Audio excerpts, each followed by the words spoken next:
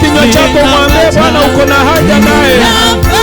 Hata anapoenda kunena nasi kupitia kwa ujumbe na mtumishi wake, ambia Bwana uko na haja naye. Ni vema kusema kwa mdomo wako, waambia Bwana uko na haja naye.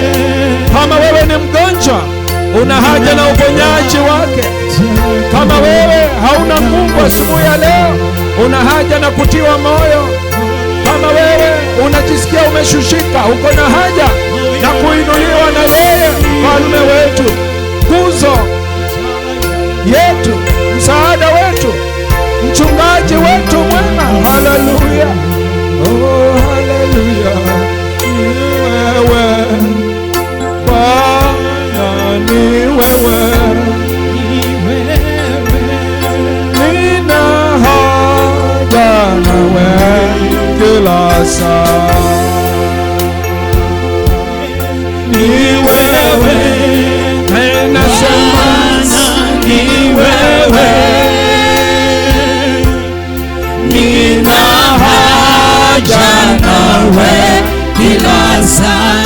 Ninaomba Bwana, ni wewe Yesu, ni wewe, nina haja nawe kila saa. Nina haja nawe Bwana, ni wewe Yesu, ni wewe, nina haja nawe kila saa. Kwa familia yangu wewe, ni wewe Yesu, ni wewe, nina haja nawe kila saa. Na kwa ndoa yangu, ni wewe Yesu, ni wewe,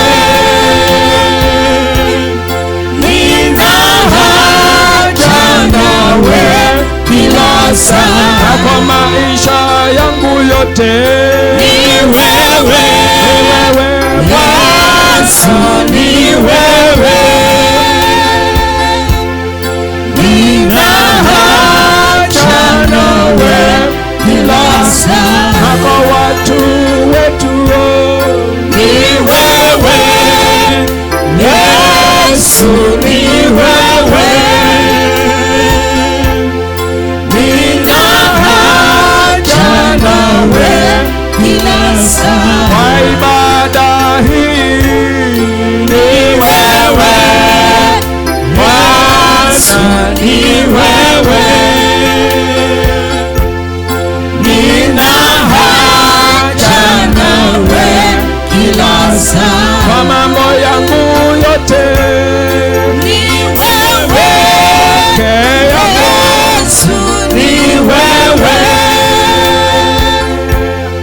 Nina haja nawe kila saa, kwa Kenya yetu ni wewe, Yesu ni wewe. Nina haja nawe kila saa. Mwenyezi Mungu, tunakiri mchana huu kwamba ni wewe tuliye na haja nawe, maana wewe ni msaada wa karibu wakati wa haja. Tunapokuita tukiwa wagonjwa unatuponya. Tunapokuita tukiwa tumevunjika mioyo unatutia moyo. Tunapokuita tukiwa tumepotea dhambini na kwenye makosa, wewe unaturehemu, unakuwa wa kutuokoa, unakuwa wa kutukomboa kwa damu ya thamani, damu ya mwanao.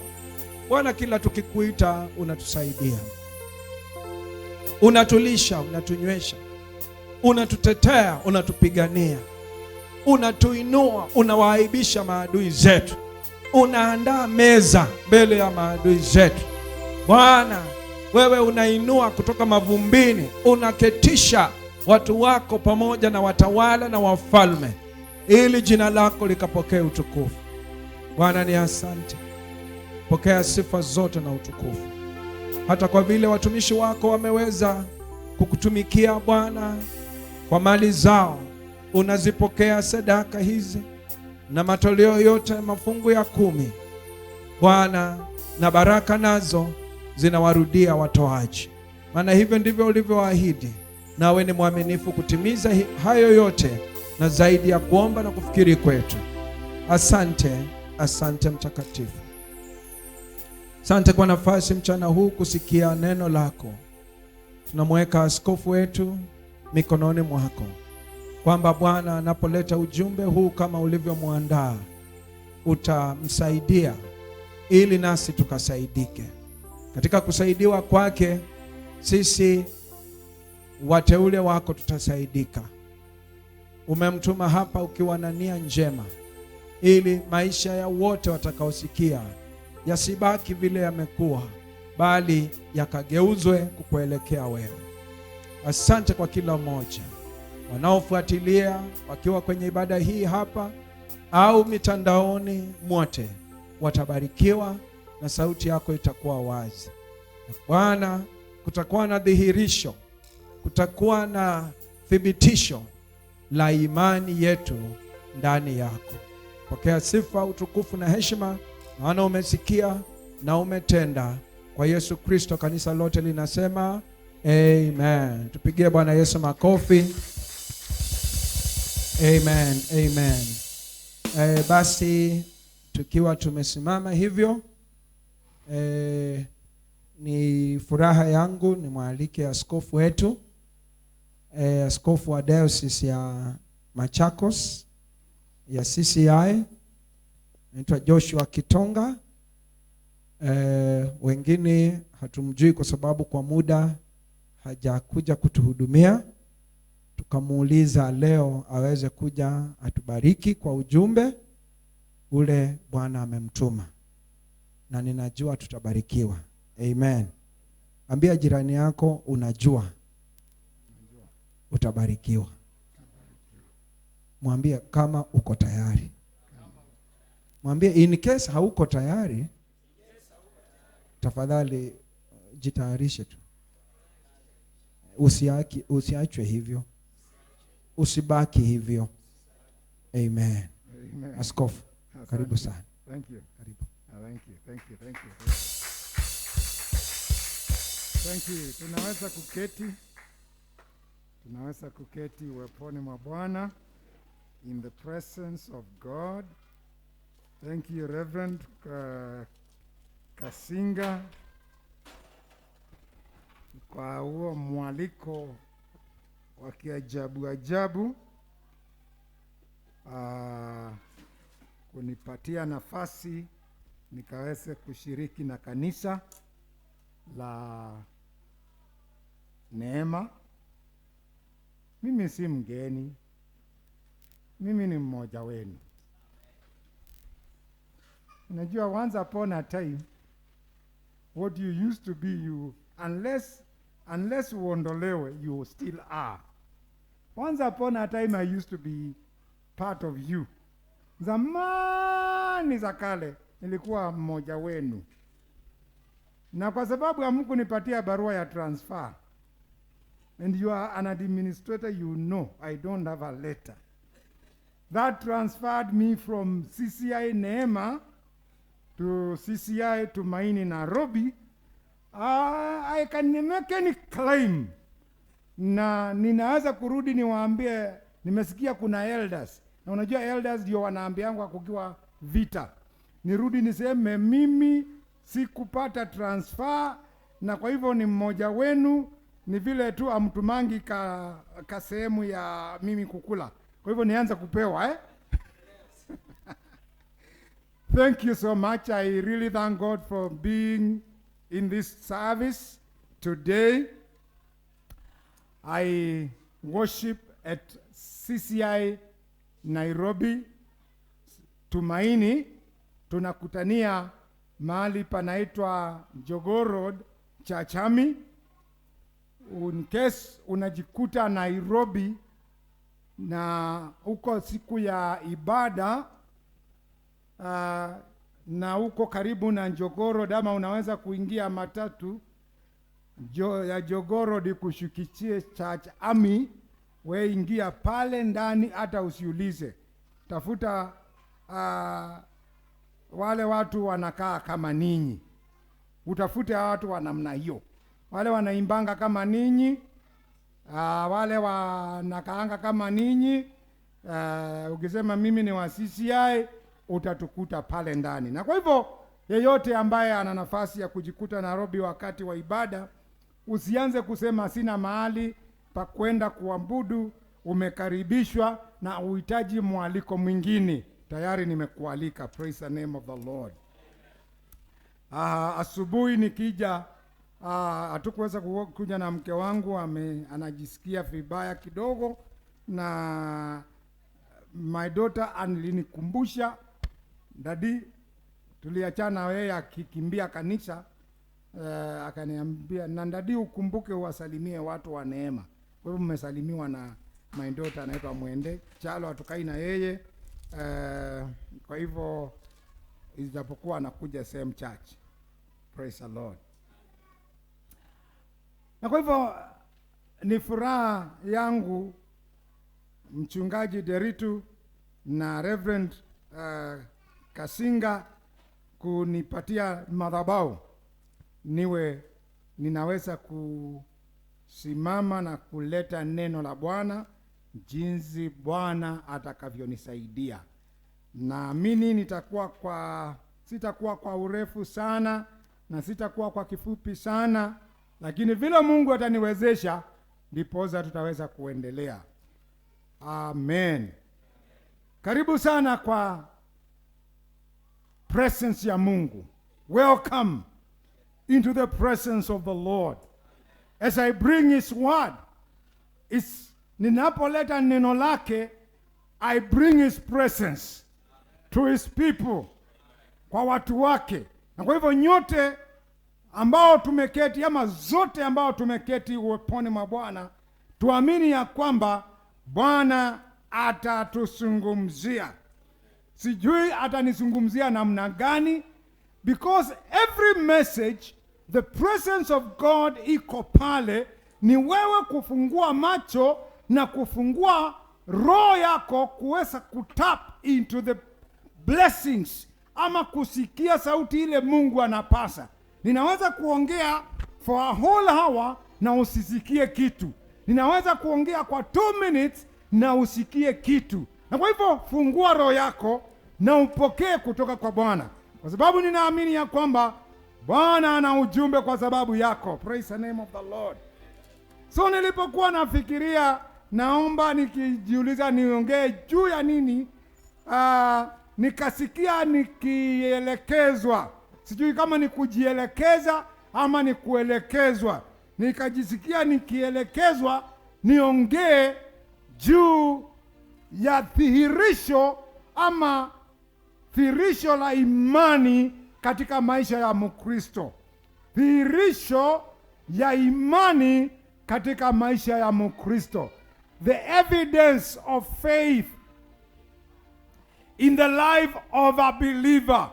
Dhihirisho la imani katika maisha ya Mkristo. Zote tunajua mambo ya imani. Tumesikia ujumbe mwingi sana kuhusu imani ni nini. Na najua kuna watu tayari wameingia katika Waebrania 11 mstari wa 1 na wa 2. Tayari najua kuna watu tayari wanaposikia mambo ya imani tayari wameingia pale. Lakini leo ninataka kuonyesha, ama ninataka tuthibitishe, tujue kama wewe ni mtu wa imani ama sio mtu wa imani. Praise the Lord. Kwa sababu before we go to the main text, kwa sababu Waebrania 11 mstari wa 1 na wa 2, maandiko inasema, naomba kwa sababu nimesikia leo ni ya Kiswahili, uniwekee Kiswahili. Nitajaribu kukisoma, lakini I'll keep my English Bible very close.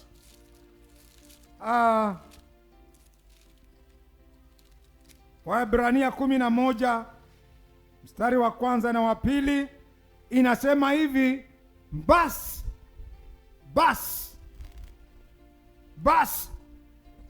Hii ya Kiswahili, ya Kiingereza inasema now. Hii ya Kiingereza, ya Kiswahili inasema basi.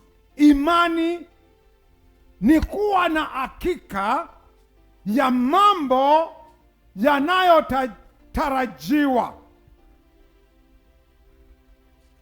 ama yatarajiwayo. Hakika ya mambo ambayo yanafanya nini? Yanayotajiriwa, yanatarajiwa. Kutarajia ni hope for. Faith is the substance of things hoped for, yaani mambo nisaidieni Kiswahili, ilianza kunitoroka nilipoenda Nairobi.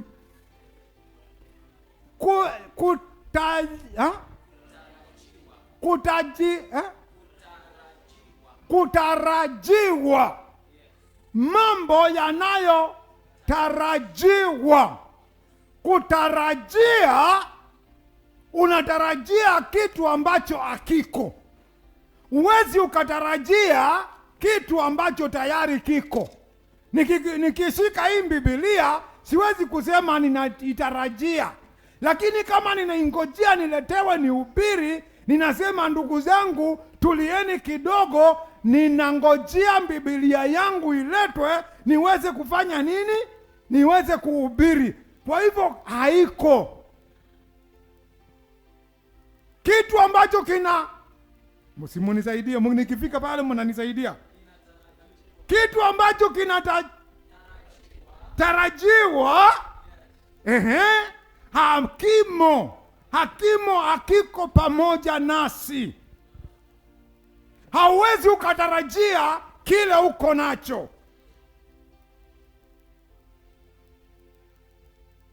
inaendelea kusema na ni kusadiki mambo yasiyoonekana. The evidence. Leo tunaongea juu ya evidence of things not seen. That is the definition of faith. But today, leo tunaongea juu ya kuonyesha imani. Kwa sababu imani hauwezi ukainguza kwa mikono useme ni hii. Show me faith. How do you show me faith? Utanionyesha aje imani? Naomba mtu mmoja anisaidie kuona imani. Naomba mtu mmoja. Mambo. I can see you there. Unaweza kunionyesha imani? Na sio yule ambaye atanisaidia pale. Kwa hivyo imani, unless tufanye kitu kionekane, ndio kitaweza kuonyesha wewe una imani. Kwa hivyo kusimama hivi kusema haleluya, mimi ni mtumishi wa Mungu, nimejaa imani, hiyo sio kweli. Ni mpaka nifanye kitu ambacho kitaonyesha mimi nina imani. Na leo hapo ndio niko pale. Leo, siku ya leo tunaongea juu ya wewe kuonyesha, sio kutuambia. Tumechoka na kuambiwa. Tunajua watu wanaweza kurukaruka chini na juu, haleluya, wakisema wamejaa imani. Mimi ni mtu wa imani, haleluya, naenda mbinguni kwa imani, amen. Hatukatai, lakini tunataka utuonyeshe.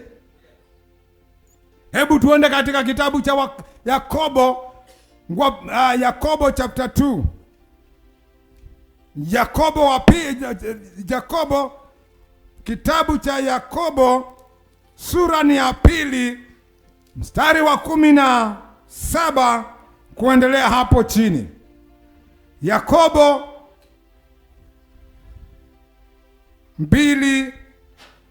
2:17, na hapo ndiyo tutakaa.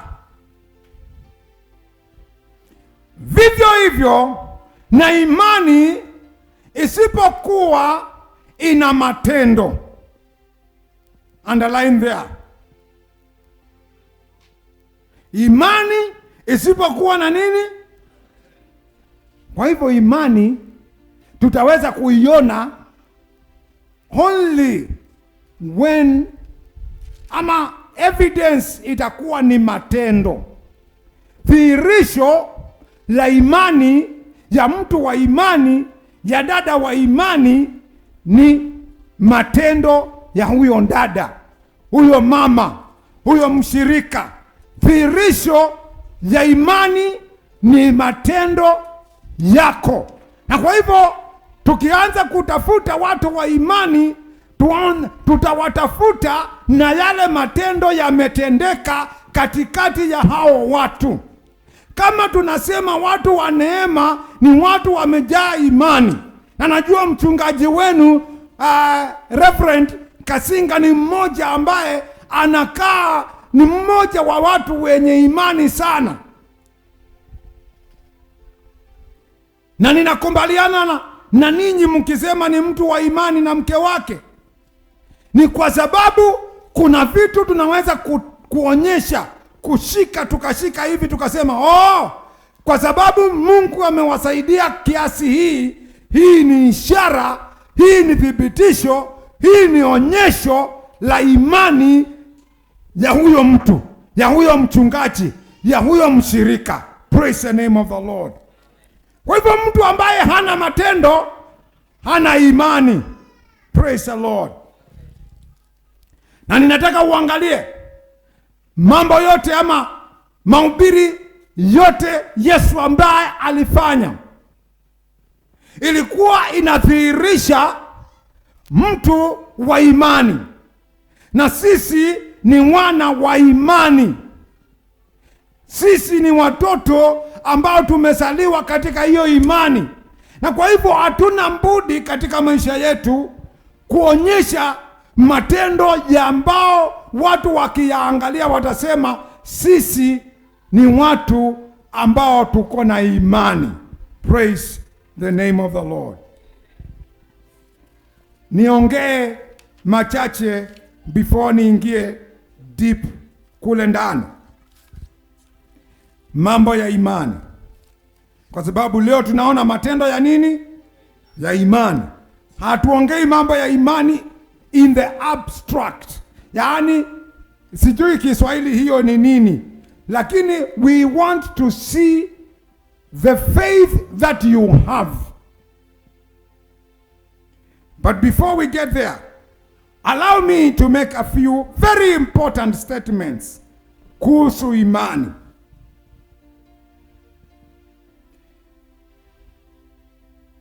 Imani, ninajirudia sasa mahali nimekuwa nikiongea. If you want to write, you can do this. You can write this. Imani haiwezi kuonekana mpaka idhihirishwe. Na kunahitajika mtu adhihirishe. Imani haiwezi kuonekana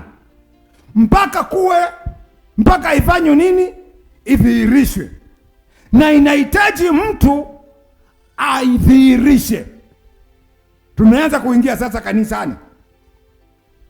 Don't tell me about God amethibitisha. Mungu amedhihirisha mambo yake. Sasa siongei juu ya Mungu kudhihirisha mambo yake. Ninaongea watu wa Mungu kudhihirisha wana imani ndani ya Mungu wao. Ninaongea juu ya hiyo. Kwa hivyo imani haiwezi ikaonekana mpaka idhihirishwe, until it is expressed, and it is required kuwa na mtu wa kudhihirisha. Kama nina mtu kanisani hii ambaye anataka kuanza kudhihirisha imani ndani ya Kristo, ni muone. Say yes, I am around. Yes, I am here. Mimi ni mmoja wa wale ambao ninataka kudhihirisha ama kuonyesha imani ambao niko nayo ndani ya Kristo.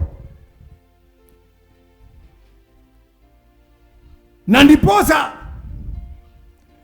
Yakobo anasema pasipo matendo.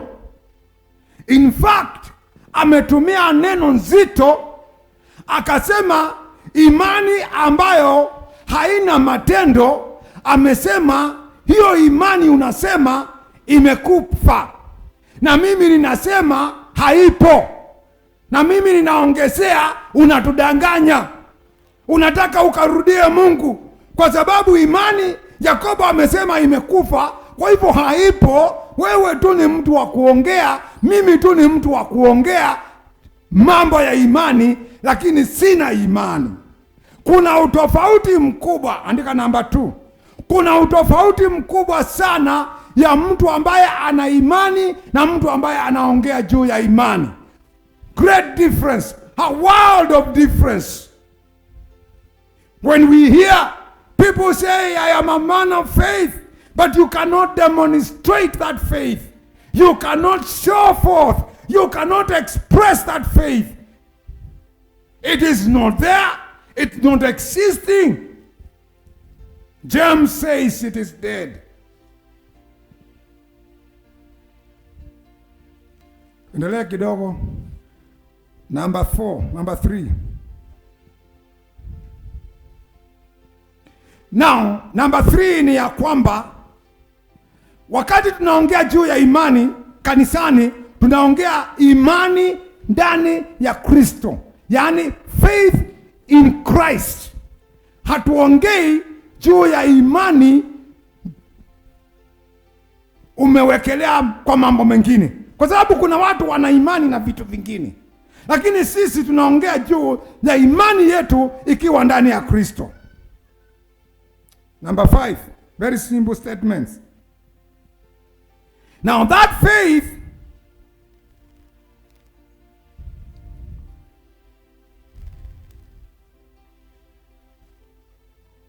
it's in the word, or comes to us by hearing the word of God. That faith we are talking, the faith, ile imani ambayo tuko naye ndani ya Mungu, inakuja kwetu tunaposikia neno la Mungu. Warumi 10, Warumi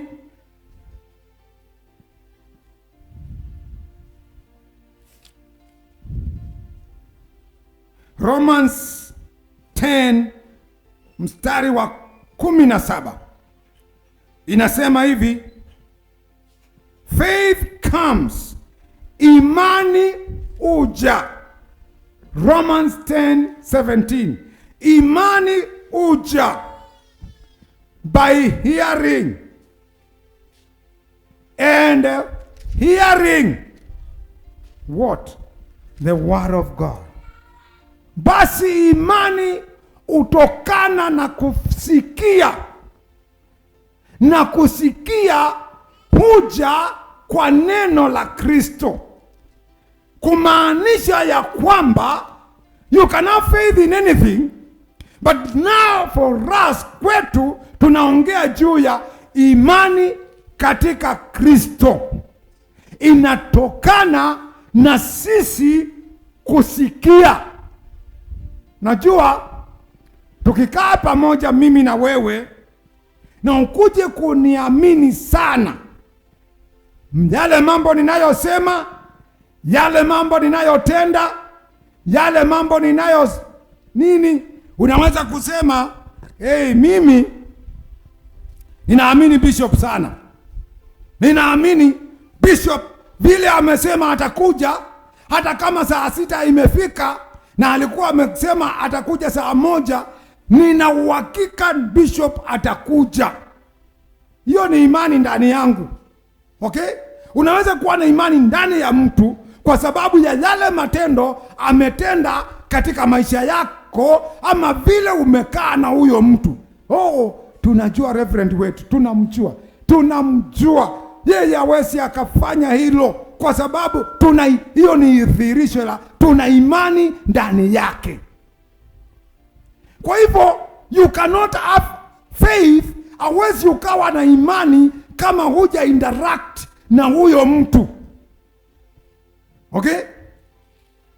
Wale ambao tunakutana siku ya kwanza, you don't know me, you cannot have faith in me because haunijui.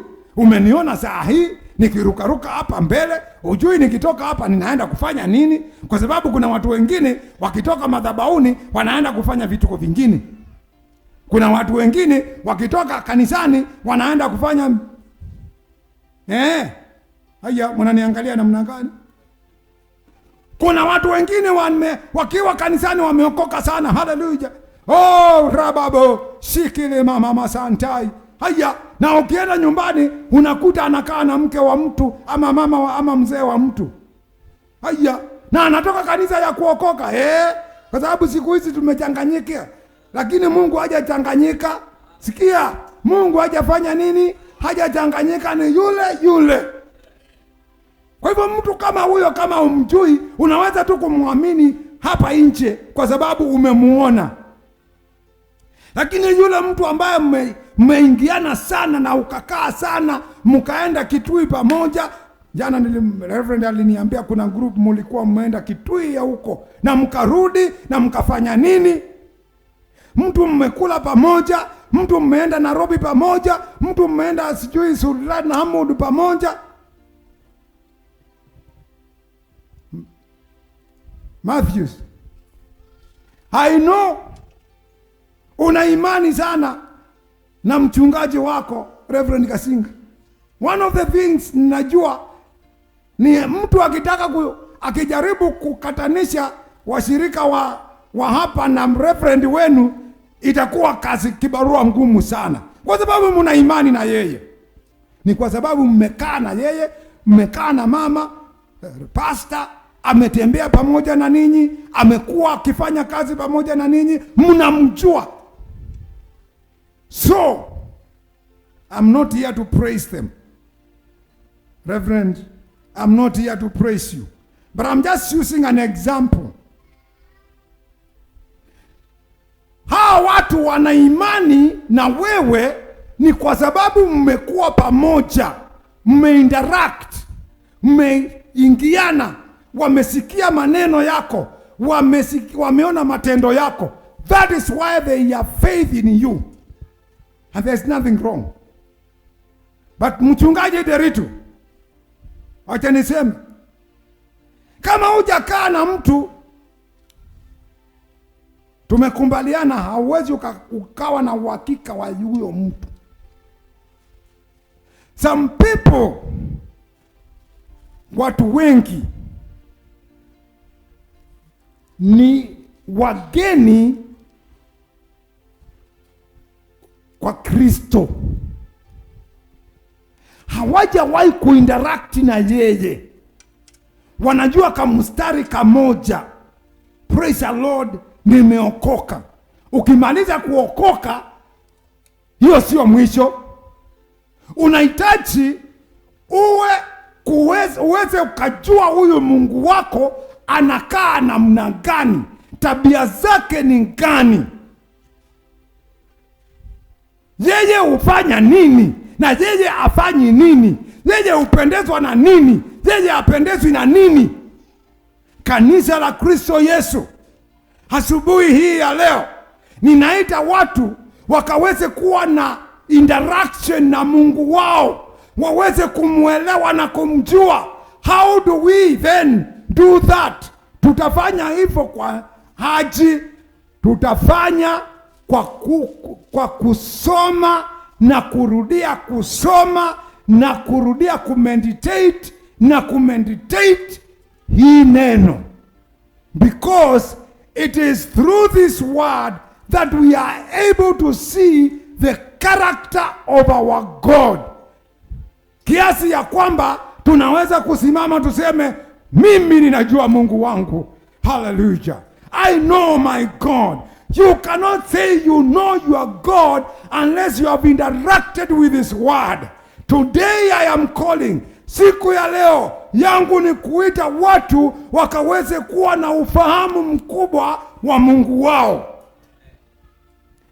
Kwa nini kanisa linapotoshwa siku za leo? Kwa nini? Kwa nini kanisa linapotea watu wengi? Na sisemi kila mtu, lakini najua kuna watu wengi wamepotoshwa kanisani. Ni kwa sababu wao wanangojea ile neno bishop atasema. Utasikia watu wakisema, na kulingana na neno la bishop wangu, kulingana na neno la mchungaji wetu, kulingana na neno la mchungaji wetu, na usikii wakisema kulingana na neno la Mungu. Wameinteract na neno la mchungaji wao kuliko neno la Mungu. Ninaomba ya kwamba sisi tuwe kanisa ambalo tumewekwa juu ya msingi wa neno la Mungu imara. Pale hamtaweza kupotea, kamwe hamtapotea. Najua watu huja na wanaenda. I am here today, tomorrow I will not be there. I am the bishop of Machakos today, next year I may not be the bishop of Machakos. I am gone, the local church where I pastor, I may not be their pastor. Lakini kama wamewekwa juu ya misingi ya neno la Mungu, kamwe hakuna mtu atawapoteza. Juzi nilikuwa naongea na mama mwingine, alikuwa ametoka ile mahali wamezoea kila wakati kuombewa na kuangushwa na kutolewa ndaimoni. Kwa wamezoea hiyo. Sasa ingine nashangaa, na hizi ndaimoni zinaingilianga wapi? Sisemi hakuna ndaimono, ninajua hivyo. Lakini historia ya kushinda kila wakati ninaombewa, ninaanguka, Sunday unaombewa, unapovuka, unatolewa ndaimoni leo na Sunday utatolewa ingine. Kwani haziwezi zikatoka pamoja hizo nguvu zote? Hizo nguvu ambazo nimetamka, toka Kwa nini haziwezi zikazitoa zote? Historia ya kushinda ukitolewa in bits and pieces, nusu nusu, ndio uendelee kuwa memba wa ushirika huu, haikusaidii. Haleluya. Ninaomba nione kanisa ambalo limejengwa juu ya misingi ya mitume na manabii, Kristo akiwa nini? Jiwe la pembeni. We are looking for that church. Hiyo ndio kanisa ambao tunatafuta siku ya leo. Sio watu ambao wanatoa tithe kubwa. Tithe kubwa ni nzuri, itaniweka vizuri na ninaendelea vizuri. Haleluya. Lakini tutafute kanisa ambalo limejua Mungu wao, linaweza kudhihirisha imani. Huja kwa kusikia neno la Mungu, not stories of men. Gewasia mbano na kabaluku. Haleluya. Hizo stories za sungura na mwewe na nini, walikuwa hawakuwa, sijui potea pata potea. No, kanisa sio pata potea. Neno la Mungu ni imara, linasimama imara. Na wale ambao wamejengwa juu ya hiyo hawana, hata wakienda Dubai na wapitie Qatar na mbadala ya kutoka Qatar waende Saudi Arabia, na watoke Saudi Arabia waende Afghanistan, Reverend watakuja hapa wakuambie nimedumu katika imani, because my foundation is on the word of God. So faith, our faith, ile imani yetu ninaongea, it comes through hearing this word of God. Inaendelea.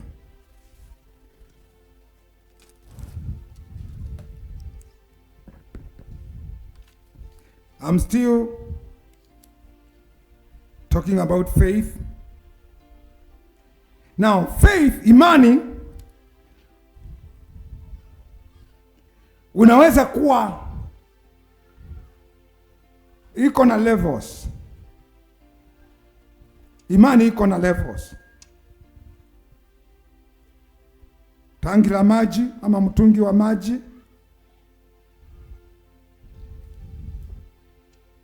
maji ikijaa sana, ukifungulia pale chini, maji hii tangi liko hapa nje, ukifungulia wakati imejaa na uconnect pipe iende 100 meters from here, tangi likiwa limejaa, hiyo maji itaenda. Levels zinapoenda chini ndio inaenda kufanya nini? Kufifia.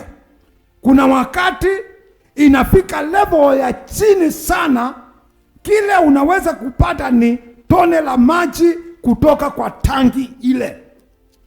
Hivyo hivyo imani ya Wakristo iko namna hiyo, iko na levels. That is why tunaongea juu ya mtu ambaye ana imani kubwa na mwingine ana imani kidogo. Yesu akakuja siku moja, akakutana, alikuwa amekwea kwa mlima pamoja na mitume wachache, 3 of them. Wakati huo wale mitume ambao walikuwa wameachwa wakaletewa kijana ambaye alikuwa amepagawa na daimono. Kijana wakajaribu kumtoa daimono, wakajaribu kukemea, wakakemea, wakarudia, wakakemea, ikawa ngumu sana.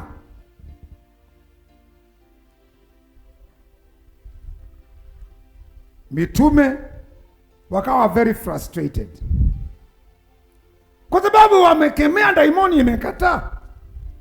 Na wale ambao walikuwa wameleta kijana pia wakawa frustrated, kwa sababu walikuwa wanatarajia atakemewa mara ya kwanza iende. So katika huo mng'ang'ano, finally Yesu akatokelezea. Yesu alipotokelezea wale watu ambao walikuwa wameleta kijana, wakatamani sana, wakamwambia, tumeleta huyu kijana kwa mitume wako ama kwa watu wako, kwa wasirika wako, na wameshindwa na kukemea na kumtoa ndaimono.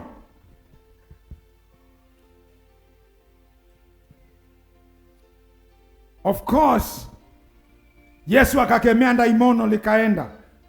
Baadaye mitume wakakuja, because of the frustration, wakamuuliza, kwa nini sisi hatungefanya hivi? Mungu Yesu, kwa nini sisi hatungefanya? Akawaambia imani yao, akaongea juu ya level ya imani yao. And that is why ninasema ya kwamba imani ina levels. Na kuna wakati unaweza kujisikia huko chini, kuna wakati mwingine unaweza kusijisikia huko juu. Hallelujah.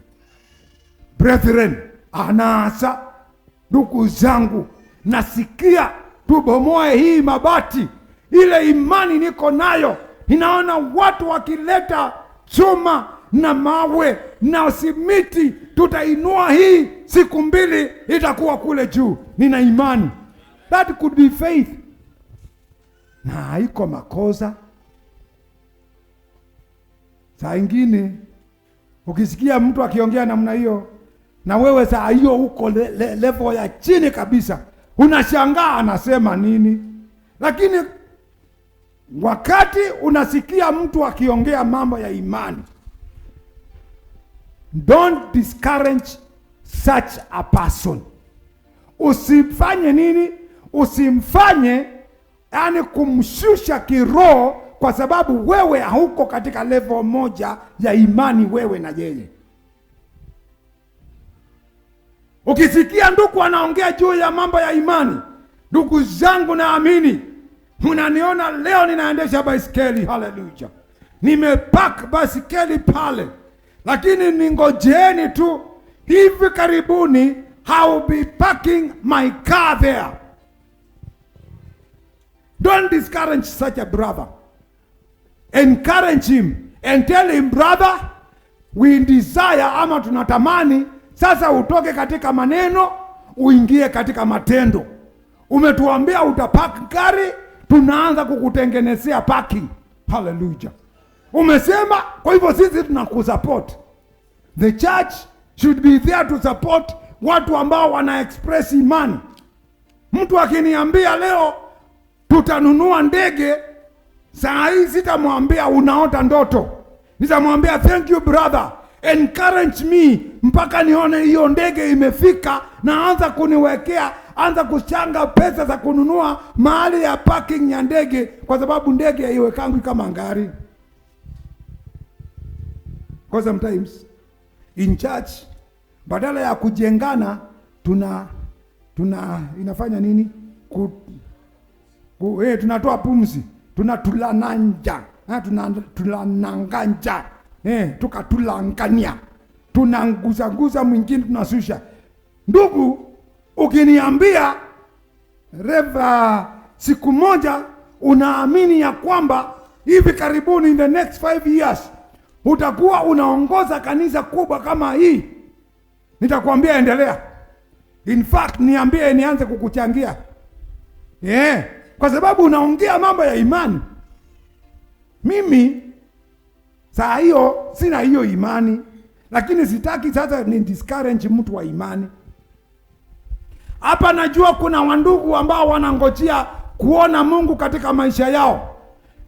Niko hapa niwatangazie, sisi kama wachungaji tuko hapa kuwatia moyo na kuwaambia, hiyo mnatamani, endeleeni kutamani na itatimia. Msipunguze imani yenu, endeleeni na kuiweka na kuiongeza, kwa sababu kama unaamini na umesikia kutoka kwa Mungu, itatimia. Inaweza kuchukua muda, inaweza kwenda pole, lakini itafanya nini? Itatimia.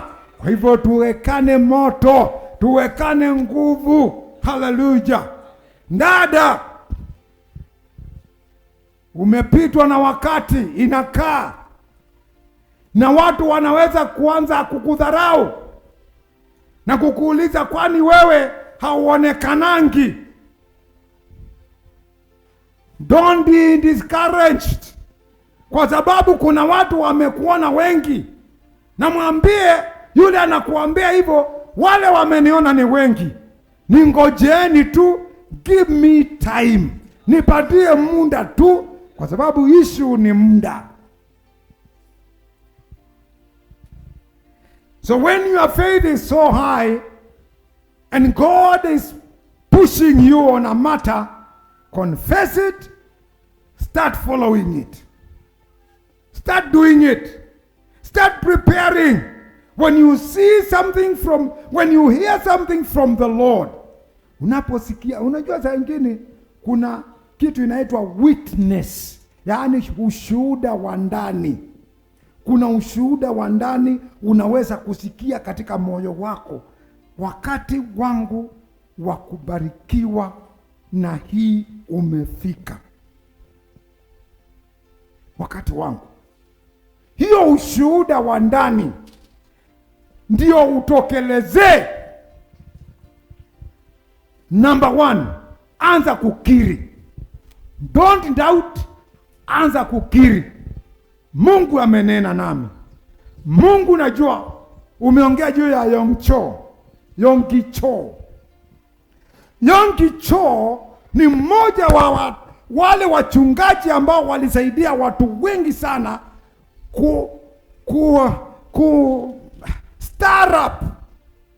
star up imani yao, kukoroga imani yao, kuchochea. Hallelujah. Siku moja akianza huduma anasema hivi, na unajua alianza vibaya, alianza funny, alianza low, alianza chini kabisa. Yaani anatamani kameza kamoja tu hawe anawekelea Biblia anasoma. Meza moja tu hakuna. Akikufa ile siku juzi wakati alipokufa, that guy, millions and millions and millions of dollars. But alianza akitafuta kameza kamoja. Kwa hivyo mchungaji Nderitu na mke wako, leo mkiambiwa endeni mkaanze ushirika pale, msiseme hakuna kitu. Inukeni na useme kuna wengine walianza hapo kameza kamoja. Akatamani, anasema wakati alipoisikia Mungu atambariki, alikumbali, aliconceive katika tumbo lake, akasema ninajua Mungu atanibariki na hiyo kameza. Na akaanza kuconfess. Shida yetu mara nyingi, wakati Mungu ameweka dhihirisho katika mioyo yetu, tunapima na macho ya mtu. Tunaanza kuuliza ndugu wengine, na wewe unaonaje? Unajua yeye hawezi akakuambia, kwa sababu sio yeye alinenewa, sio yeye alizungumziwa, ni wewe ilizungumzwa kwako ya kwamba itakuja kutimia. It is you. Hallelujah. So many of us go around, oh Reverend, do you think, unafikiria kama Mungu atanibariki na plot ya milioni ngapi? Milioni 25 Nairobi. Kama nimesikia na nimeanza kusikia, si Reverend amesikia, yeye hayuko pale. Mimi ninang'ang'ana usiku na imani na Mungu na plot. Yeye anang'ang'ana na Mungu usiku kwa sababu ya mshirika ambaye anataka kutorosha kanisa. Kwa hivyo yeye mambo yake ni tofauti, yangu ni tofauti. So wakati ataenda kuniambia, okay, unasema milioni 25. Sasa hii mko na ngapi? Tuko na 1.2. Hai. Okay. Endelea tu, endelea ndugu. Unajua hivyo ndio tunafanyanga. Endelea ndugu tu. Ukitoka hapo umeshushwa kabisa. Ndugu Malonza, ukisikia Mungu amenena na ameiweka katika moyo wako, anza kukiri, anza kukiri, anza kuambia Mungu itatendeka. Ninaamini Mungu, ninaiona ikitendeka. Hiyo nyumba yangu saa hii sina hata kakitu, hata ka plot point something sina, na kamshahara ninajua hata ninashindwa na kubudget, lakini nimeanza kuona kwa imani nyumba yangu, na nimeanza kupanga vile itakuwa. I have a friend, the guy yako na very little, but ukimsikia utashangaa. Yeye sio mtu wa kujihurumia, anaongeanga kama anaenda, anajua kule anaenda. Na wacha niwaambie, watu wa namna hiyo ndio finally wanaenda kule wanataka kwenda. Lakini watu wa kutetea kila wakati, watu wa kutetea katika imani, unaenda unarudi, unarudi. Ni kweli ninaona sioni, una consult Mungu, una consult mama, una consult mzee, hata unaenda kwa mwingine ambaye hajaokoka, unamconsult, anakuambia hii. Katikati imani inapotea tu, inashuka, kwa sababu imani hushuka, iko na levels.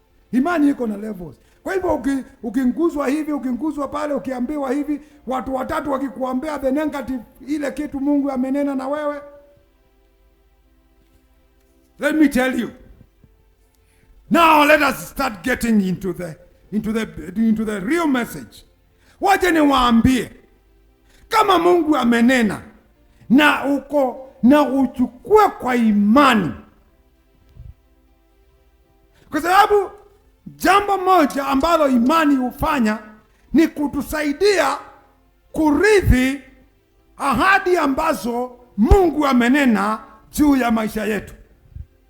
Imani, tukianza kuwa na imani na neno la Mungu, tunaanza kupokea zile ahadi Mungu ametuwekea ama ameweka kwa ajili yetu.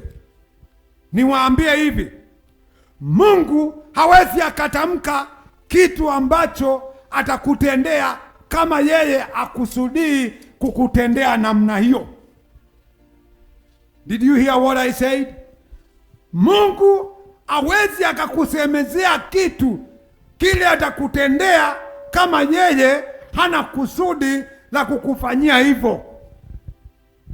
Na yule Mungu ambaye ninahubiri na ninamwamini, number 2, ni ya kwamba yeye akisema ana uwezo ndani yake, ana mamlaka. Hallelujah. He has the desire, he has the power, and he has the ability to do it.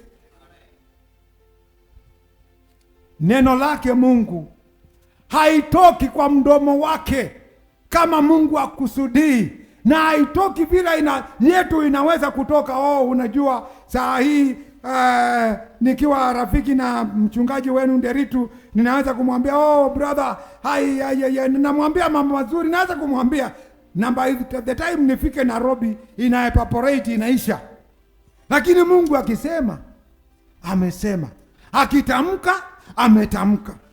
Twende katika Isaia, tuangalie Isaia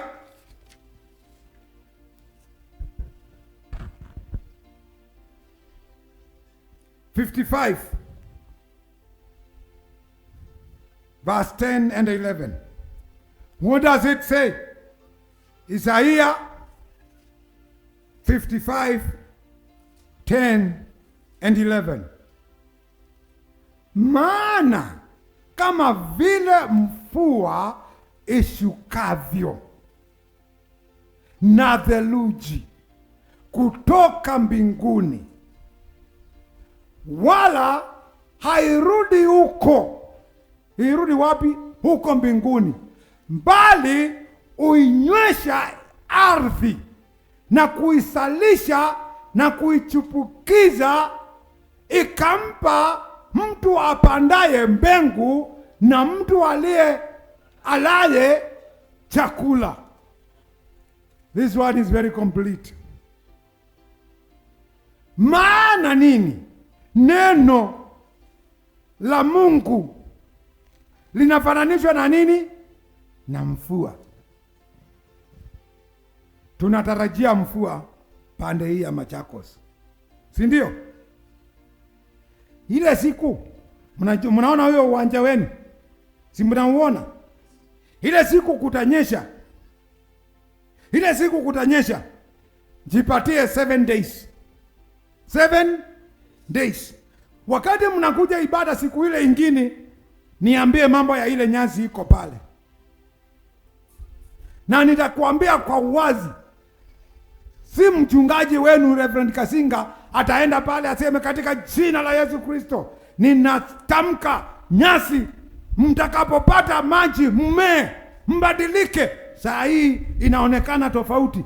A few days kukinyesha green. No man needs to command the grass to grow.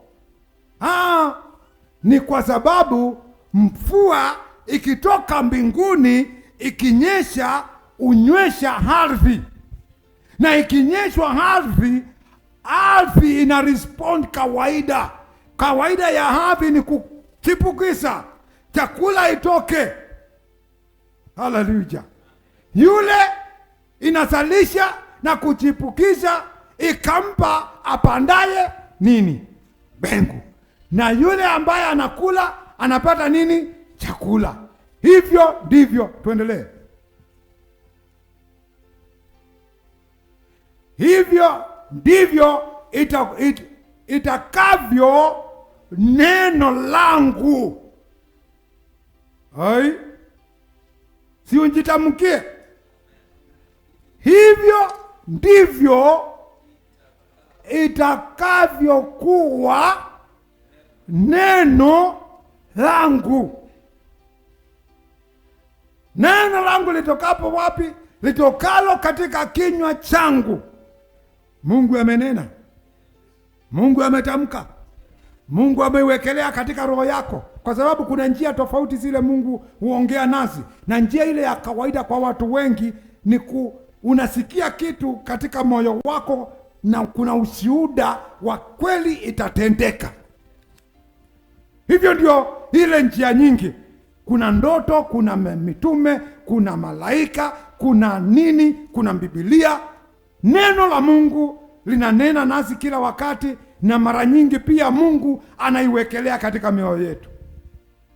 So anasema neno langu linakaa kama hivyo, itokavyo mbinguni, itokavyo kinywani changu, kinywani cha Mungu, inakuja na inatekeleza ile kazi Mungu amekusudia. Ndugu zangu, imani inatakikana, kwa sababu ukitia imani katika ile neno limetamkwa kwako, inaweza kuchukua muda, inaweza kwenda polepole, inaweza kupika kona, inaweza kutulia, inaweza kuamka, lakini itakuja kutimia. Siku moja it will come to pass. So encourage, jitie nguvu. Kama ni Mungu ameinena, itakuja kutimia. In fact, kuongezea hiyo laini tu ni kuongezea katika kitabu cha Numbers. Kitabu cha Numbers 23:19. Numbers 23:19. Numbers 23:19.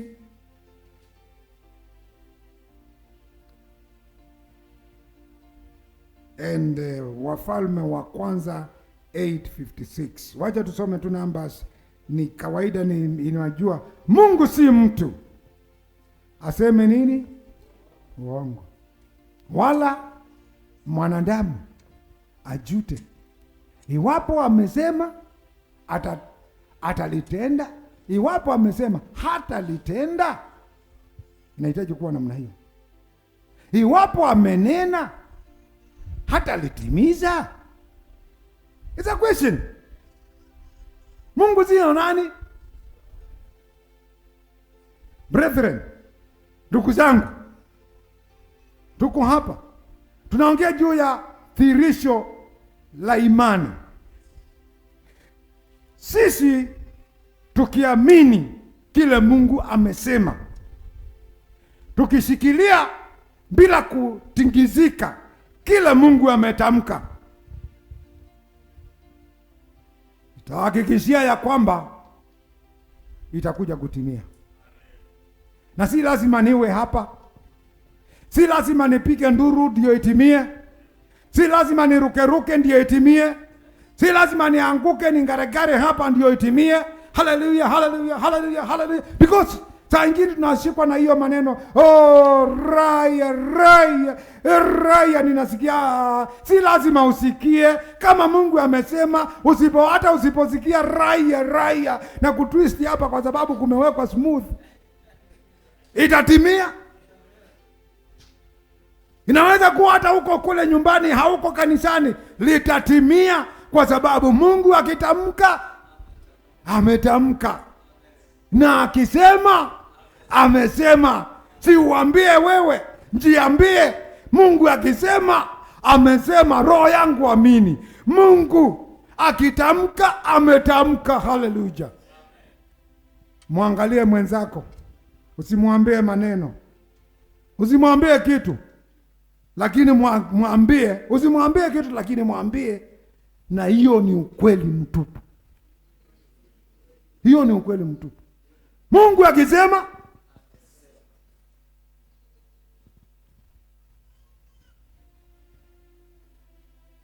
he never fails. Unaweza kuongezea Wafalme wa Kwanza 8:56, na hiyo itakusaidia kujua ya kwamba Mungu akisema kitu ama akikuelekeza kwa jambo fulani, usiwe na wasiwasi.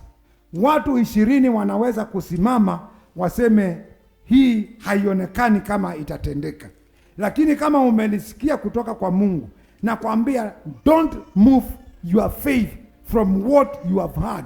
Usitoe imani yako kwa kile kitu ambacho umesikia, na kweli finally tutakuja kuona tuseme, hey, huyu mtu kweli ni mtu wa imani. Huyu mtu anadhihirisha imani yake imetimia. Dada tumemuona. Hallelujah. Miaka ilikuwa imempita, Job zilikuwa zimemwacha, alikaa kama amepungukiwa, alikaa kama ametapakaa, amekaa kama hana connections. Lakini nakwambia, wakati Mungu ataanza kukutembelea, wakati wako utakiona. Hallelujah. Mungu atakuja, na atakuja kwa njia zake, kwa sababu alitamka, na yeye hawezi akaghairi kile ametamka. Hallelujah. I refuse. Ninakataa kusurutishwa na shetani na kuambiwa nitapotea, nitaaibika, nitafanya. Nakataa kwa sababu Mungu hajasema hivyo kunihusu. Amesema mimi ni mbarikiwa. Amesema mimi ni mtoto wake. Amesema mema ya nchi nitayakula.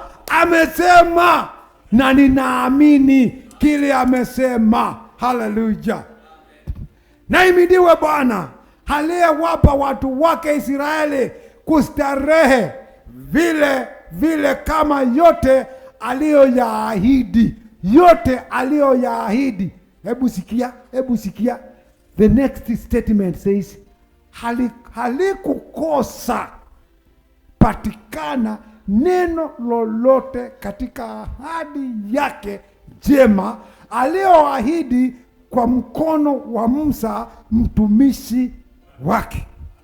Nothing. Hebu soma na Kiingereza kidogo. That is a bit sweet. That is a bit encouraging. Kiingereza inasema nini? Ndio hiyo, tusome. Blessed be the Lord who has given rest to his people Israel, who has given rest to me. Address yourself. Don't focus on Israel, kwa sababu Israeli ilipita. Ni wewe jiangalie. Yani, blessed be the Lord who has given rest to me. Israeli wa leo, according to all that he promised. There has not Reverend, unajua wewe ulienda shule. Haukupitia. Ulienda shule. Hebu tusaidie. Hebu tusaidie. Pastor Anastasia. Hebu. There has not failed. 2, 3, 1. 1 word. Ai. Hata kama kuna corona, point to your friend, please. Talk to your friend, please. Because it's not about shouting here in the pulpit. It's about getting it. Getting it. Getting it. Because the devil doesn't want you to get it. The devil wants you to remain only on the shouting level. But tell the devil, today I am getting it. Today I am going home with it. Leo naenda nyumbani na hii. Sio kwa sababu bishop amehubiri. No, ni kwa sababu neno limetamka. Si ni neno? Neno ndio imetamka.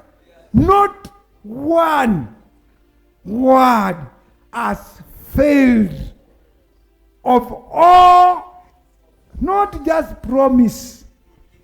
Hebu soma vizuri. Wewe ulienda shule? Ninaona wewe ulienda shule mama.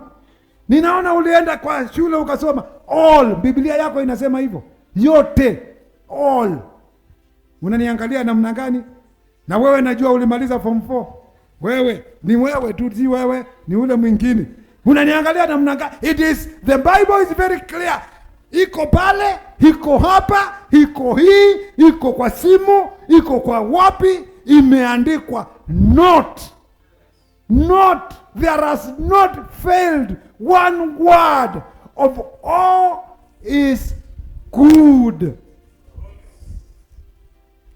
Bad promises.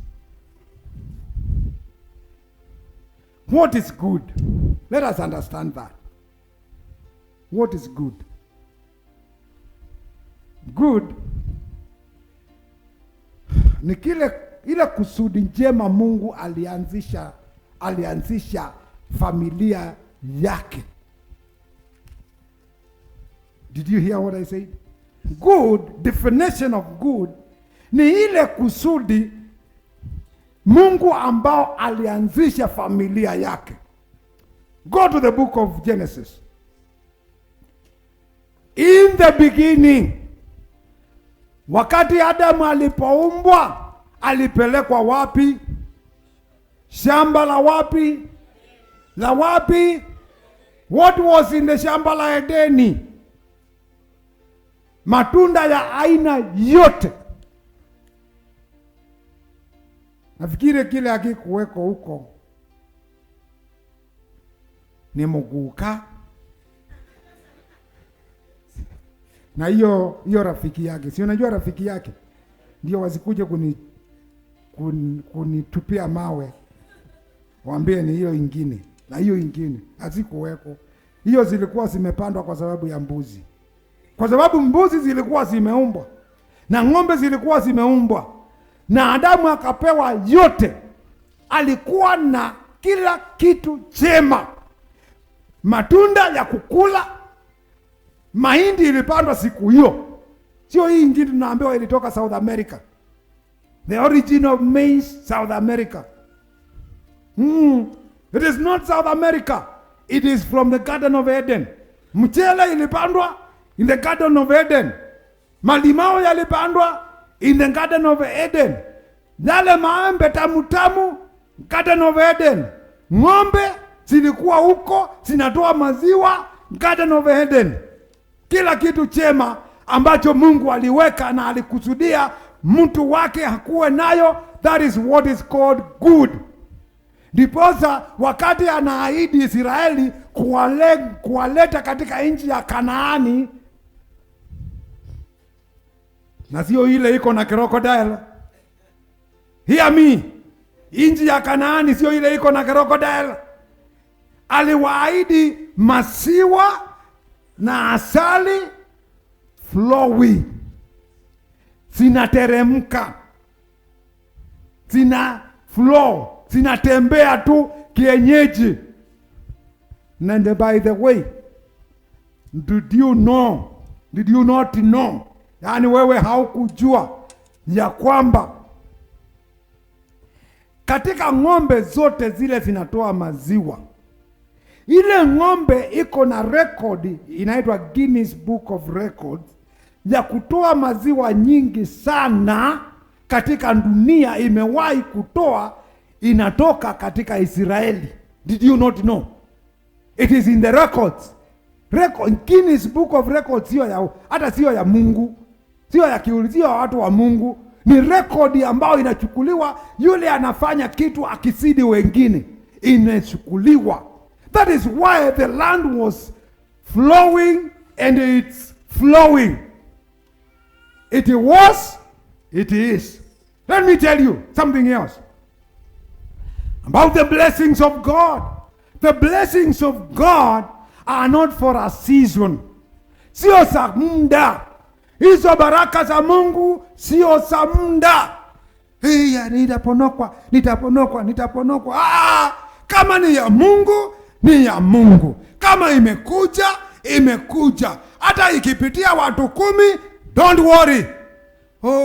Unajua tumeenda interview na tulikuwa watu 10 na kunatakikana watu 2. I am trying to go and see the boss, nione kama ninaweza kuingia katika hao watu 2. Wait, give yourself time. Kama ni yako, ni yako. Hata ikipitia watu 10, itawapita, itaruka, finally itakuja. Ni yako. Kau kunwengo, wacha kusaidia Mungu itimie. Hapana. Kama Mungu amekusudia, litakuja. Kama sio yako, sio yako. Hata tukiomba, tukipiga mangumi ukuta, hallelujah, we break a book na tutamke maneno ingine ambayo haiko mahali, haitatendeka. Matthew, kama sio yako, sio yako. Lakini kama ni yako, mtu asikutishe. Shetani asikutishe. Kwa sababu baraka za Mungu, ahadi za Mungu sio kwa muda. Ahadi za Mungu sio kwa muda. Na ahadi za Mungu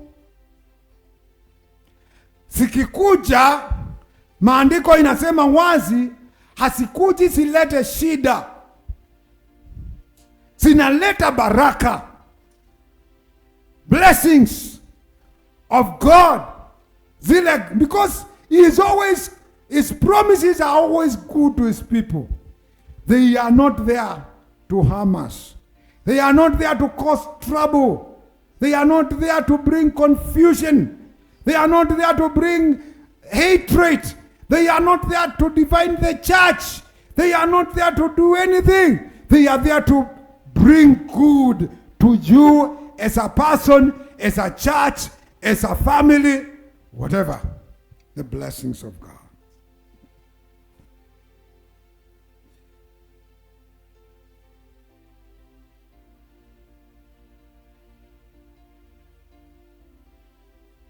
Faith in God, because we are still looking at faith becoming the evidence. Becoming ama ikiwa dhihirisho.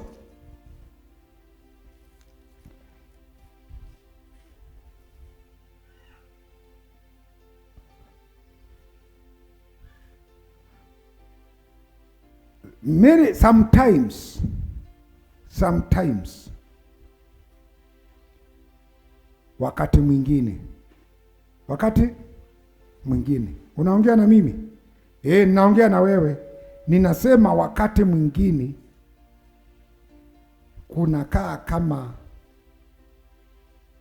kuna delay, kuna kukawia. Lakini let me say this. Wananiambia kwa Kiingereza, delay is not denial. Yaani ya kwamba Mungu amekaa kama amekalisha hilo jambo, sio kumaanisha ya kwamba amekukataza.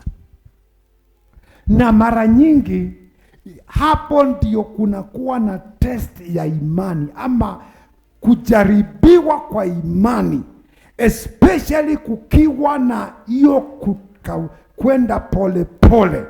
Na mara nyingi Mungu anachagua njia yake na hatuwezi tukamharakisha. Watu wengi hupotea katika hii point kwa sababu walisikia na wanajua Mungu alisema, na wana taswishi, wanajua Mungu alisema na wanaanza kuamini, lakini inaendelea. Hai, unaona, si kama yeye aliongea, ni kama nilijiongelesha, na unaanza kuwa na wasiwasi, kuna njia ya kudunga imani yako uitoe hiyo pressure. Unaona tairi ikidungwa na msumari ama ikidungwa na msumari, ikikatwa na mawe kubwa, ilikuwa inaenda inakimbiza ngari, inadungwa, unasikia ama tube ndio inaonekana vizuri, ama babu watoto, ile tube ile watoto wanapuliza hivi ya Christmas na ile siku ingine, ukindunga na kamuimba hivi pish, watu wengi wanakaa kama namna hiyo, ikindungwa pish. Huyu dada alikuwa mzuri, haleluya, alikuwa wa kanisa, haleluya, alikuwa ndiye anachangilia. Na tumuoni, hapatikani, amepotea, sijui nini, ameenda wapi.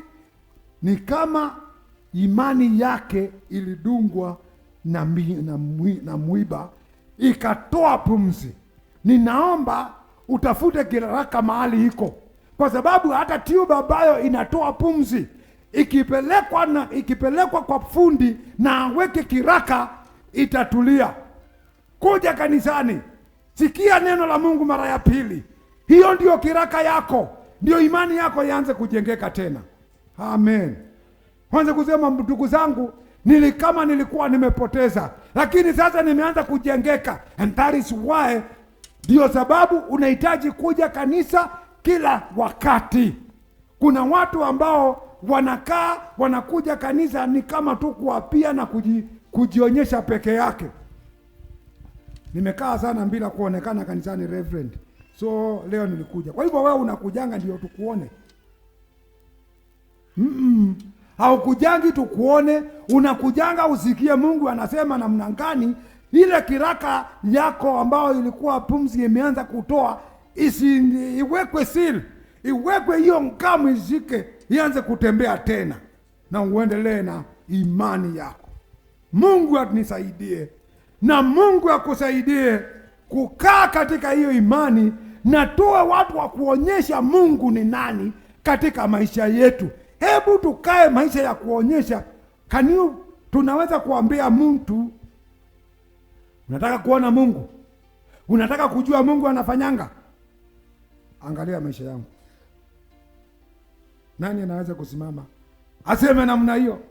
Nani anaweza kusimama aseme kama Paulo? Paulo akatuambia follow me as I follow Christ, kwa sababu yeye hakuwa na taswishi hapa katikati. Hapa kuna wakamba wengi, sio kila mtu, lakini kuna wakamba wengi. Na kuna msemo wa wakamba wa kusema kukinya mandanga. Unajua hiyo msemo? Wale wajuzi kama imani hawajui hiyo. Kukinya mandanga is losing step. Yaani badala ya walk right na tuweze kufuata, wewe unachanganya, na uwezi ukaambia watu wakufuate kama unaenda ukichanganya. Saa ingine tunakukuta njioni, unashtuka, nilikuwa nimesimama, haleluya, nilikuwa tu nimetembea pande hii, sikuwa nimekuja kukaa, hata sikuwa nimepanga kulala. Nani amekuuliza hivyo? Ni wewe umeshituka, na kwa sababu tumekushika ndio umeanza kuingiwa na wasiwasi. Can you tell somebody? Wewe, kuna wakati mwingine ile jambo tulikuwa tunapitia ilikuwa ngumu, Mwingine akaniambia hapa, mimi imani yangu imeisha. Imani yangu imefanya nini? Nikamwambia shikilia koti yangu. Shikilia koti yangu. Ndio tuendelee, kwa sababu yako imeisha, yangu haijaisha. Hold my coat. Fly with me. I want to make it across. Because there are times you need to hold to somebody's faith and walk. Yako imeisha. Yako imeisha, yako imekauka. Hapa umeona ndira, ukiangalia unaona ngisa. Wewe hauna, ukiambiwa endelea na kusonga unasema ninasonga namna gani? Look for that man and that woman ambaye angali amebakisha katone la imani. Shikilia hiyo, enda na hiyo. That is why you come to church. And sometimes you are so low, you come and find a brother who is so high. Anakuinua, anakuambia dada, itawezekana. Sema amen. Aje kumwambia wewe unajua kwangu vile kuliko. Ni sawa kuiko namna hiyo, lakini shikilia huyo amesema ndugu zangu inawezekana. Because we also need to encourage one another in the walk of faith. We also tunahitaji kutiana nguvu katika hii matembezi ya imani. Tunahitaji kutiana nguvu. Niko hapa ku encourage somebody. Na niko hapa kujitia moyo hata na mimi. Kwa sababu hii si ujumbe yako peke yako. Hata kwangu ni ujumbe. Wiki hii nimekuwa nikipitia mambo ambayo yanahitaji kuwa na imani. Saa ingine naamka, nashangaa, nasema nitaendelea kushikilia. Nakumbuka kwa sababu hii si haikuanza ujumbe huu au kuanza na ninyi, umeanza na mimi. Na ninataka kuendelea kujikaza katika imani. Wakati ninaona kama kuna giza, nashikilia. Wakati ninaona kama kuna confusion, nashikilia. Kwa sababu Mungu ambaye ameniita anataka kuendelea na mimi. Hajamaliza na mimi. Watu wanaweza kumaliza na mimi, lakini Mungu hajamaliza na mimi. Angali ananiambia niko pamoja na wewe, na akaniambia mpaka mwisho wa dahari. Hapo ndio tutamalizia, na mpaka tumalizie sitamaliza, mpaka amalize sitamaliza. Nakataa kumaliza, najitia moyo. Hata nikijisikia niko weak na niko defeated, ninaamka ninajitangazia there is still some day. Hata kuna bakia siku ingine, wacha niendelee na imani. Ikiwa namna hiyo, watu wataanza kuona matendo ya imani na watasema kweli kuna Mungu aishivyo, na kuna watu wataokoka kwa sababu yako, na kuna watu watabadilika kwa sababu ya imani yako. Vile wameona wewe ukishikilia, vile wameona mbali umetoka, wameona kule umetoka, wameona zile njia umepitia, na umetia mkaso, umekataa. Kama Job unasema siwezi nikatukana Mungu wangu. Unajua ikifika hapo, haikuwa kitu ambacho ni ya siku moja. Haikuwa kitu ambacho kilikuwa kimemguza tu kikapitia. Wewe unapata kaufimbe kamoja, unashinda ukirukaruka. Job ilikuwa imemfunika mwili wote, mpaka anatafuta kitu cha kutoa maganda kama ya nyoka. Anawashwa, anaumwa, anasikia. Anaambiwa na mke wake, hainda dia baby. Sijui kama alikuwa anaitana baby ama mdadi. Baby ama dadi, please, nimechoka kuona ukiumia. Kama kuna njia tunaweza kumaliza hii kuumia. And by the way, watu wengi wana blame huyu mama. Huyo mama alikuwa ana act kama mama ambaye anaelewa na mambo. Kuna vile unaweza kuona mzee ameumia, unalilia Mungu, namwambia Mungu tafadhali mchukue tu. Don't blame the lady, don't blame the wife of Job. She was just responding naturally. Alikuwa ameona mzee ameteseka, wamemngwara, wamemkiri, wamemsaidia, wamechanganya mamukimite mite ya mithemba yonte ila jesikie bindani yu ikaema. So finally what do we do? Wacha tuachane na huyu Mungu, at least ukufe tu. Jamaa alikuwa amepitia kitu mzito, but kwa sababu alikuwa na imani, sasa kushikilia Mungu ikadhihirisha imani yake. Kushikilia Mungu, wakaangalia rafiki zake wa kiroho ambao walikuwa wamefanya degree ya theology pamoja. Hiyo ni yangu, sio ya Biblia. Anaitwa nani? Lakini walikuwa marafiki wa kiroho. Soma maandiko ambao wanatamka mambo ya kiroho na ya hekima. Wale marafiki wa Job watatu hawakuwa watu hoi, walikuwa wazee wa dini, walikuwa wazee wanaelewa na mambo. Ukisoma unasikia wanamweleza, anafika mahali anawaambia, okay, nimewasikia, lakini imani yako inaweza kuonekana, kwa sababu dhihirisho la imani ni matendo. Wakati Job anaendelea kushikilia kwa Mungu, dhihirisho wasi ya kwamba ana imani juu ya Mungu ambaye habadiliki. Anatamka, anasema, the Lord giveth, the Lord taketh, may his name be praised. Alikuwa amesikia kitu kutoka katika roho. Imani ingali inashikilia.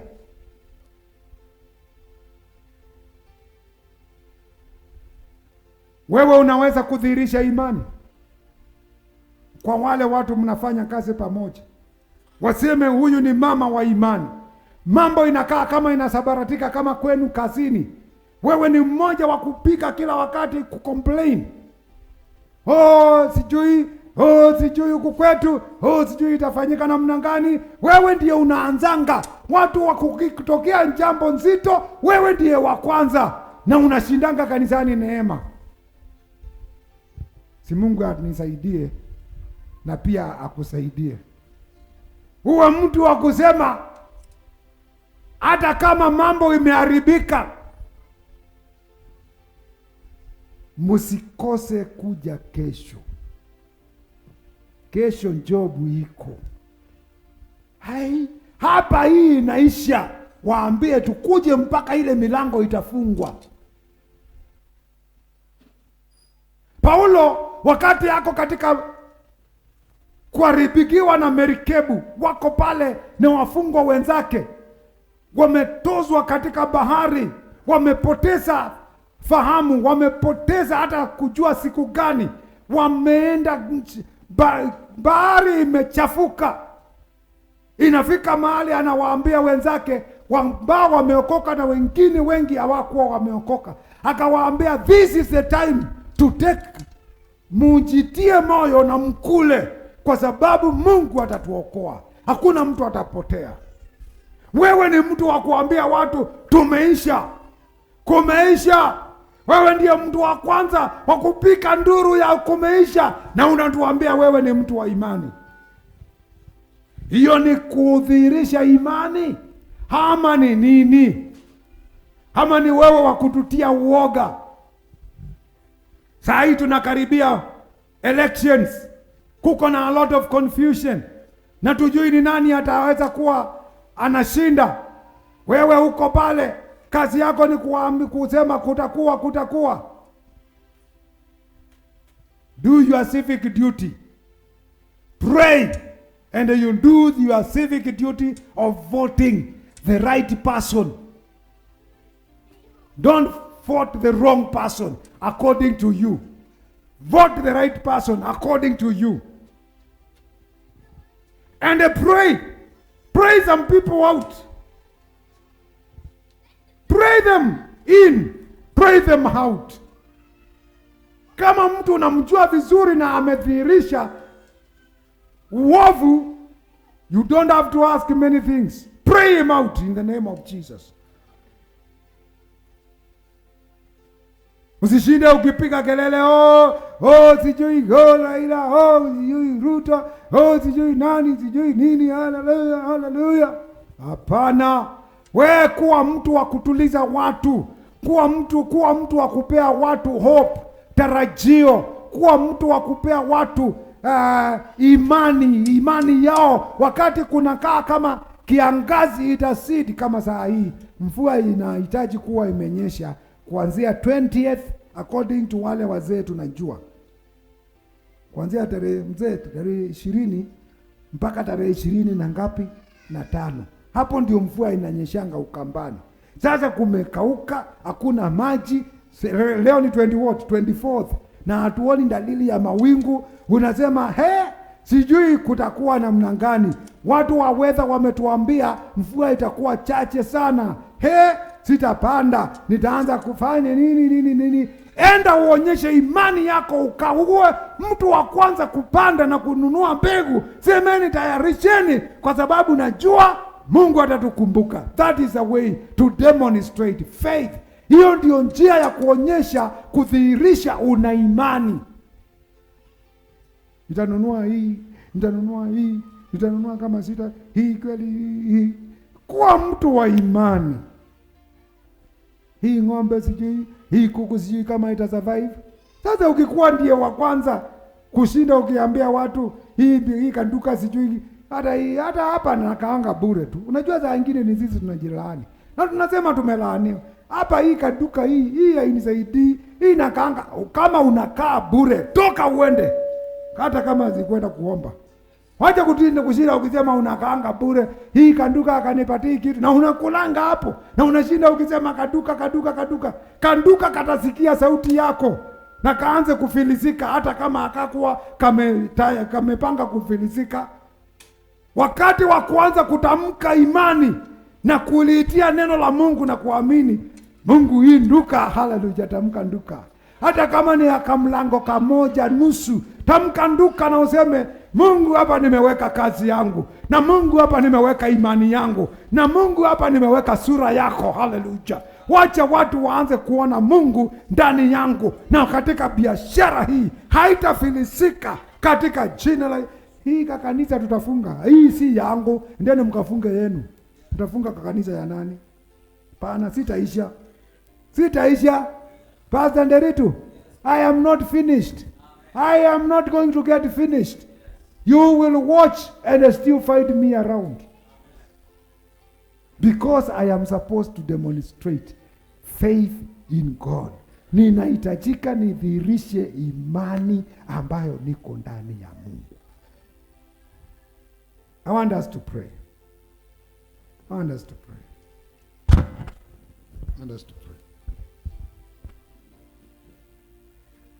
Uko pale, unataka kuamini Mungu.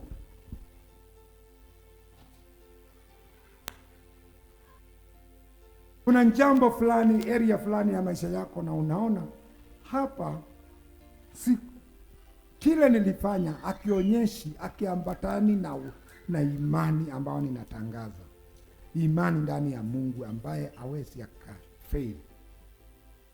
Na unaambia Mungu, huu ni wakati mzuri wa kunitembelea. It's not about emotions. It's about faith. Because emotions are for a season. Faith in God is not for a season. You can believe the word of God. You can believe it.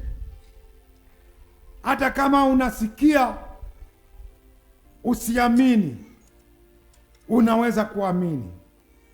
Na waambie Mungu, huu ni wakati mzuri ukanitembelea. Tunapomalizia, naomba worship team wakuje hapa. Na kuna hiyo wimbo mulisema nouwe, na kuna mahali pengine nasema na muweke hiyo, kwa sababu najua mwana uimbanga. Hata bahari na nini na ilingi, sinafanya nini? Sinamusikia. Ninabata na agungai nundu ningwenda mwikio wakwa wikale. I want my faith to remain. When you speak,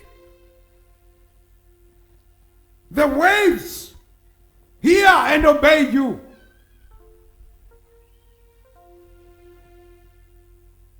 Speak into my life. Nena katika maisha yangu. Unaponena na ile ingine mnataka, don't be limited by that, but just give us a moment. Na iwe wakati wa mtu kuidhoima, kuna kujioji. Na kama kuna sehemu unasikia unahitaji kiraka ndio pumzi isiende kabisa, ambia Mungu akuweke kiraka. Yeye ndiye anawekanga. Neno lake ndiyo inawekanga.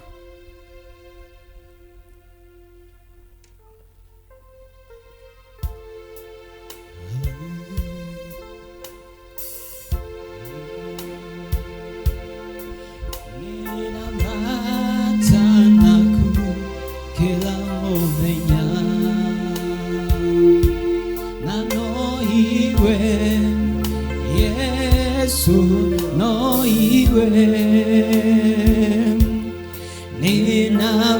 ninavatana ku kila muthenya. No iwe Yesu, no iwe ninavatana ku kila muthenya. Ukangana ilingi nishikwiwa na ninavatana ku kila muthenya. No iwe Yesu, no iwe ninavatana ku kila muthenya. Ukangana ilingi nishikwiwa na ninavatana ku kila muthenya. Ukangana ilingi nishikwiwa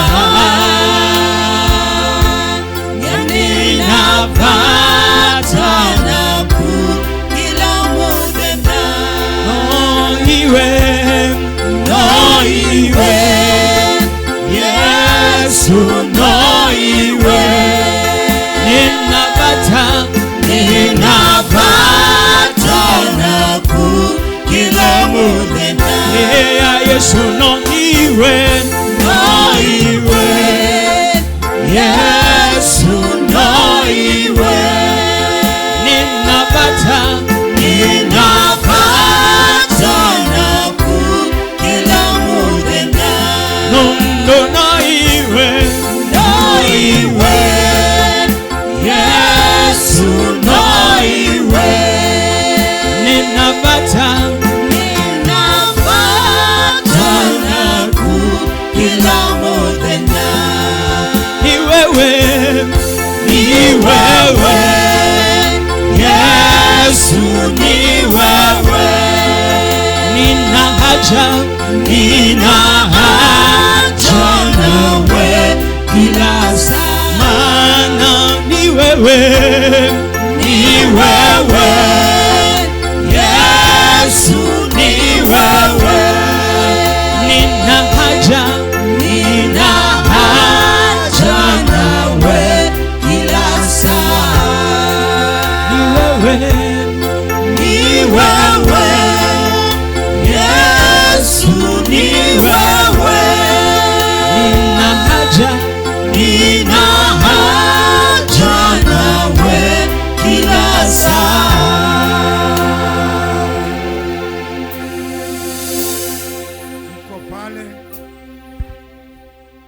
unasema Mungu nisaidie.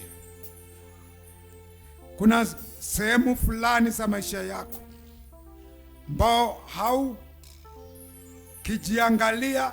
ukiangalia haukudhihirisha mtu ambaye ana imani ndani ya Mungu wake, na unaambia Mungu nisaidie, Mungu nisamehe, Mungu nisaidie, na niweke nguvu mpya, nikitoka hapa nikienda mbele niweze kudhihirisha imani, kuhakikishia watu imani ndani ya Kristo ndio inakaa namna hii.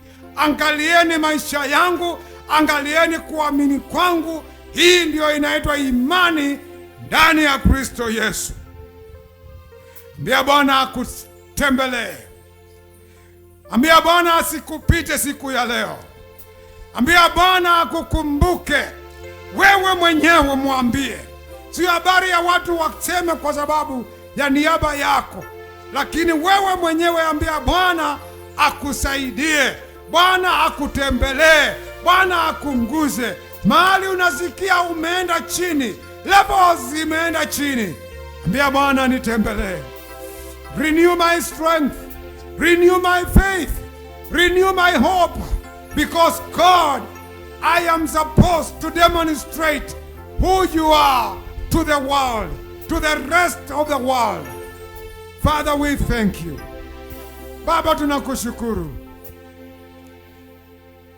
tunakuhimidi wewe ambaye ubadiliki.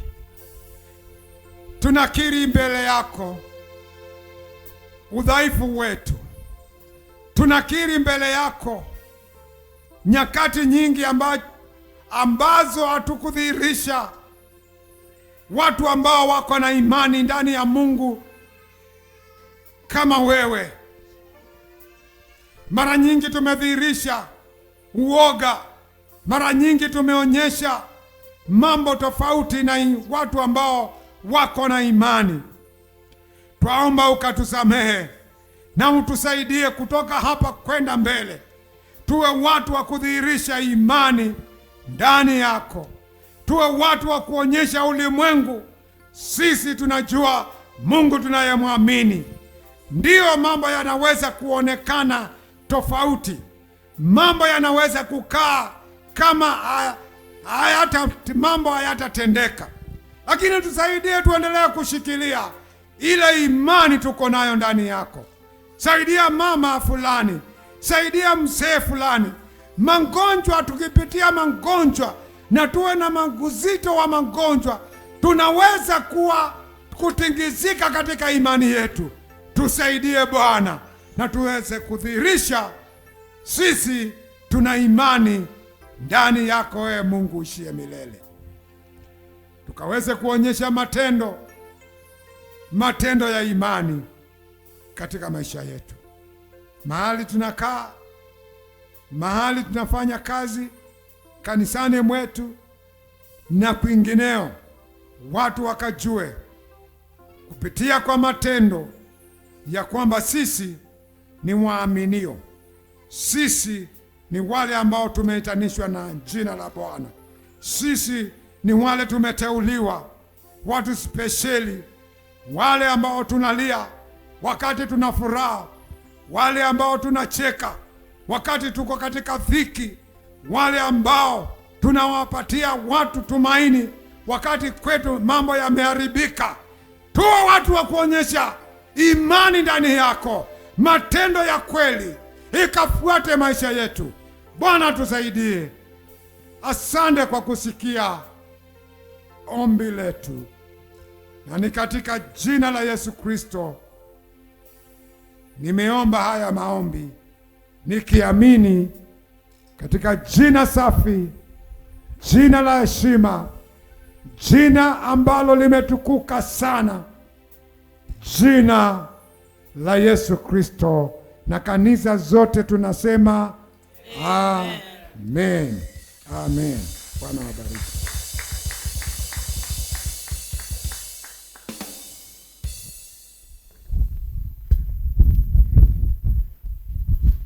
Haleluya. Amen. Bwana Yesu asifiwe. Amen. Amen. tulikuwa online, nilikuwa nataka twende offline, na ndio tuingie kwenye kipindi kile kingine, na ni vema na tumebarikiwa.